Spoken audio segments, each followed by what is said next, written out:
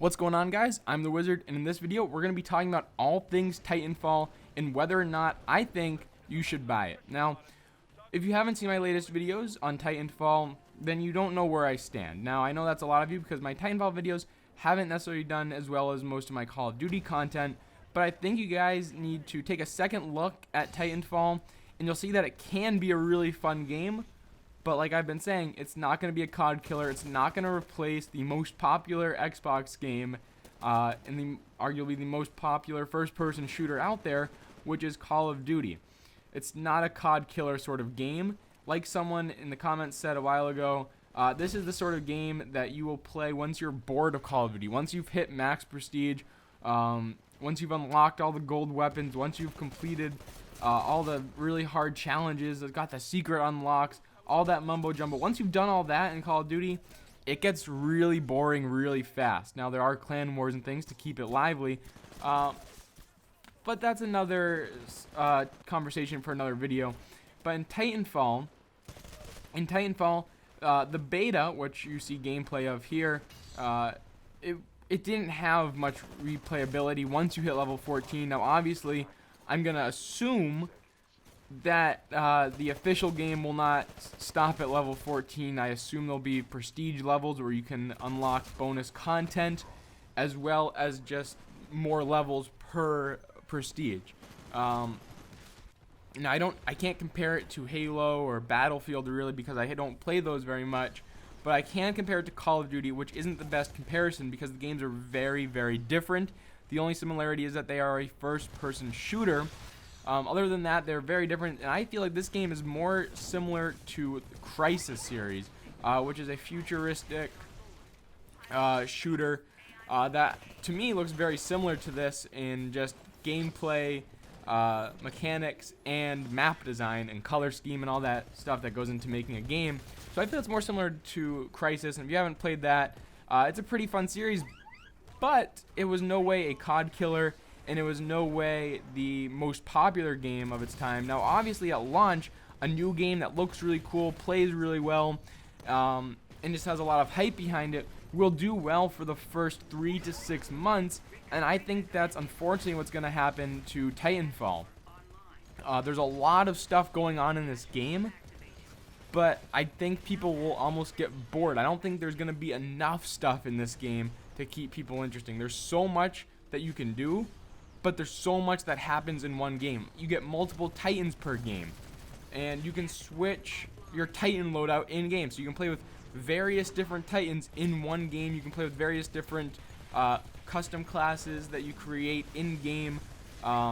So you can do a lot at once in this game, and I think that's gonna, after a while, it's almost gonna get a little boring. So that's why I put this game, I've been saying 6 months. So we'll check in again come September-ish, around the fall season, see how Titanfall's doing in sales, active players after 6 months, and just overall information like that. Because I think this game, after people get their hands on it, after the hype dies down, I think that the users will switch over to Call of Duty because, again, around 6 months, people are getting ready for the next Call of Duty, which will be made by Sledgehammer Games. So that's going to be a whole nother experience that the Call of Duty fans aren't expecting, and right now a lot of people are bored with Call of Duty Ghosts and they're looking for something new to play, and Titanfall is going to fill that void until a new Call of Duty comes around, and you'll see a lot of Call of Duty fanboys, including myself, pick up the new Call of Duty and probably stick to that just because there's a more dedicated fan base to it. And based on that statement, I don't think we're giving Titanfall a fair shot. Now, it might sound like I'm contradicting myself a little bit, but I feel that Titanfall has a lot to offer, and we have to give it a chance. The beta didn't do it justice, in my opinion, based on the limited number of weapons, maps, game modes, and time slots available to play it. The beta was only up for about a week or so, I think, maybe not even, but they did as much as they could. I think they got great results with the beta. A lot of people were happy with it, including myself. But I don't think they did enough in the beta or demonstrated enough in the beta to really drive up sales. Now, I haven't looked at the numbers, so if any of you guys know, sound off in the comments down below. I'd love to hear what is actually the updates with the Titanfall sales. because the game comes out in just 2 weeks, I think, 2 or 3 weeks. March 11th is the release date for Xbox One and PC, and then Xbox 360 version comes out on March 25th, and I'm not too happy about them releasing it on 360, even though it isn't Xbox exclusive. I think Microsoft needs to lay down the hammer when it comes to producing new content for both systems, the 360 and the One, because in all honesty, that is hurting Microsoft more than it is the users.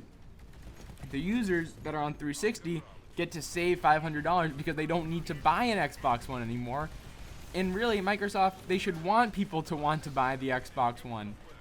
But right now, it's like they don't even care, because it's like, oh, you don't want to spend $500? Then don't worry about it. We'll release all the new games on both systems.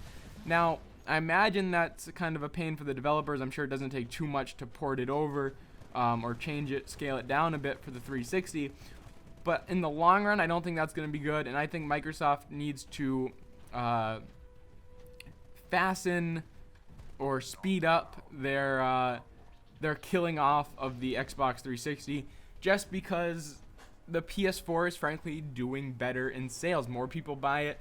Now, if you are still interested in getting an Xbox One while you can, they will be sold as a Titanfall version. The console will still be the same all-black design, but you'll get a free digital download of Titanfall, which is another sign that sales just are not doing that well for the Xbox One and and Titanfall. So they're kind of packaging them together, giving Titanfall for free, which is an interesting move, I think.